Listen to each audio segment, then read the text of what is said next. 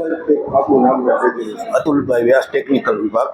સાહેબ, જે પ્રકારની ઘટના બની છે, વિડીયો વાયરલ થયો છે, જી, જી. એની ગંભીર બેદરકારી, રિસીવરે ફોન નથી પાડ્યો, જી. જે કર્મચારી છે જી. તેના કારણે ગ્રાહકો, વીજ ગ્રાહકો છે તેમને હેરાન થવું છે, બેદરકારી ગંભીર એક સાથે. અમે ઉપરી અધિકારીને જાણ કરી દીધેલ છે. જે કર્મચારીએ આવું કરેલ હશે એના ઉપર એક્શન ને કાયદેસરની કાર્યવાહી થશે. આ ફોલ્ટ એવો છે, ટેકનિકલ ફોલ્ટ છે 11 kV સાઈડનો, જે ગાંધીગ્રામ ફીડરમાં જમ્પર જવાથી આ ઘટના પાવર જવાની બનેલ હતી.